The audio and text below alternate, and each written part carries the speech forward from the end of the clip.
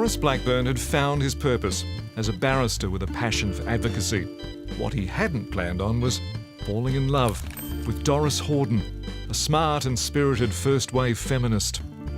Doris is a young woman of very serious purpose, but she's passionate, very focused, very politically intense, and she and Maurice Blackburn cross paths a great deal because he's campaigning on behalf of the 1913 referendum for the extension of Commonwealth powers, and Doris is campaigning for Vida Goldstein, and they meet often. In fact, they travel to similar meetings all over the place. And despite the fact that neither of them was the slightest bit interested in a partnership, a marriage, they fall hopelessly in love, which neither of them is really willing to acknowledge, actually, until that moment when it's obvious that the elections are all over and they're not going to see each other as much as they have been.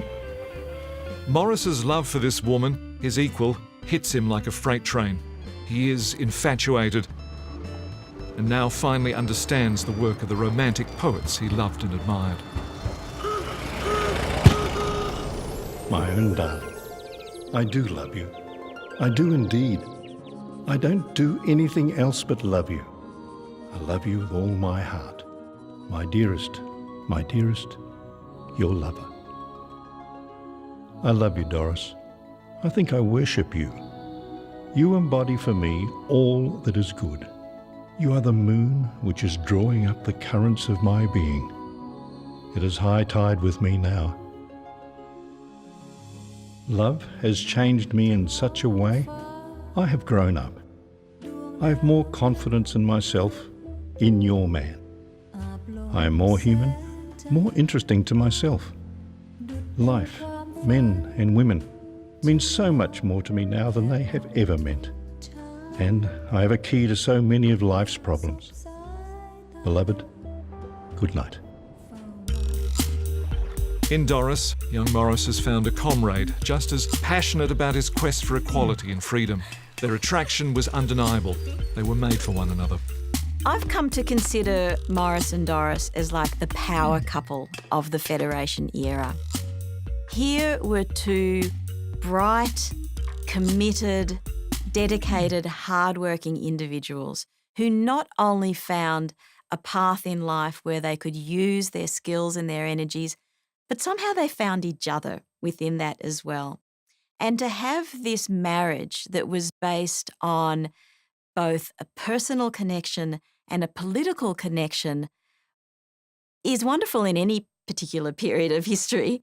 But at this particular point in time, it really summed up everything about the age.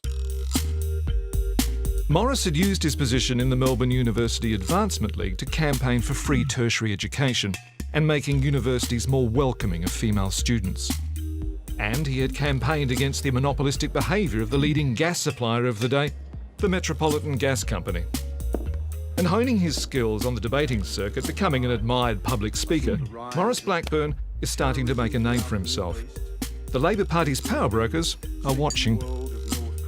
Well, in Maurice, in 1910, when he emerges as a barrister, he looks around him in Melbourne and sees terrible unemployment. It's still up around, I think, 10% or so, and terrible conditions in factories, sweatshops, people being treated terribly, women being underpaid, and very little in the way of social welfare measures. So he's really looking both to the law and to politics, and particularly to the Labor Party. Not that Maurice is motivated by political ambition alone. He is driven also to make life better for everyday Australians. My darling girl, I care more for you than any elections or ambition of mine. But I want to do something to make life a little easier for the men and women of this country. And I know that you want that too.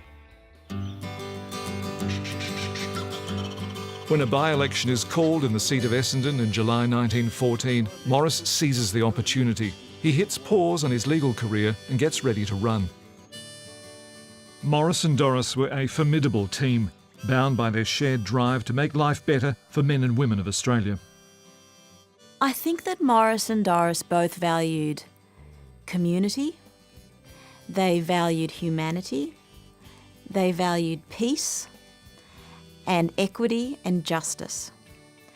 And when you have those values at the heart of your personal life and your spiritual life, you have a lot of legs, because they weren't a single issue couple. They weren't single issue individuals. The Essendon by-election was no ordinary political contest. Maurice's opponent was a local doctor, a rusted-on figure in the community, while Maurice was a blow-in, who had only recently moved to the electorate in order to win pre-selection. The press trumpeted the contest as a philosophical battle, socialist versus liberal. Maurice's rivals brand him a cunning communist that the public should be wary of. It had been a Conservative seat up until then, but the incumbent, who was Premier, decided to get out because he could see it slipping away from him. But Maurice came in and he had these Conservative credentials. He was a barrister, you know. He saw himself as a gentleman, and people saw him, well educated, not hugely wealthy, but he was a member of the middle class, the educated middle class. So people in Essendon are not going to fear him. Undaunted, Maurice's campaign focused on fairness and equality, advocating for women to be elected to state parliament and for public servants to have full political rights and equal pay for equal work. He had the energy of youth, a caring expression, that winning smile. How could he not win? The victory put Conservative politicians on notice. Maurice Blackburn, agent for change, had arrived. With Doris by his side and their wedding date set for December that year, the future was a road mapped by opportunity for all. But Maurice's political honeymoon would prove short. On August the 4th, 1914, Britain declared the country was at war and Australia would follow the British into battle. While the war and the unspeakable horrors that went with it raged across Europe, another battle loomed back home. Of course, conscription was just such an enormous issue in Australia, and you saw the attempts by the then Labor Prime Minister, Billy Hughes, to try and get a conscription bill through, to have a referendum, to get support from the states and an overall support in the country to get it through.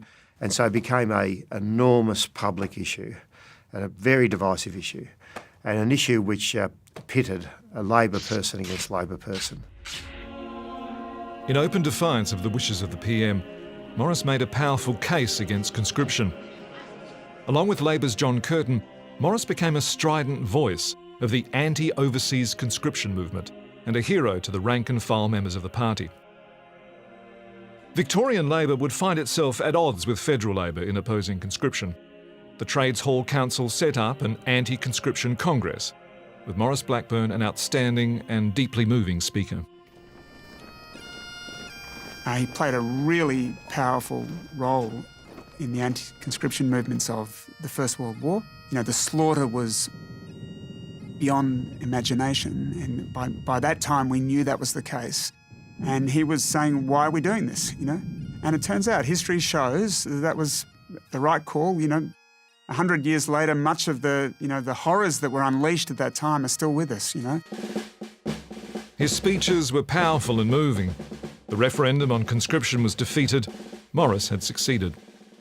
It was one that crossed ideological lines to a large extent, but, you know, it was a significant issue, a profound issue, a civil liberties issue, if you like, and one which, Maurice was on the right side of history on from that point of view, and one which he prosecuted very heavily. But the campaign would cost Maurice political capital with the PM's office and make him an easy target when a new issue emerged. Now, this was a time, of course, when Germans were reviewed very much suspiciously. Lutheran, the schools were seen as a hotbed of treason, and yet Maurice Blackburn defended them, and I think this was entirely consistent with his civil liberties view, and that was certainly something which put him at some distance, I think, from even those within the Labor Party in Victoria. Now labelled a communist traitor and German sympathiser, Maurice took hits from his political opponents for being un-Australian. Maurice had taken a huge political risk. The majority of his Essendon electorate voted yes in the referendum. With the 1917 state election approaching, Maurice's re-election was on the line.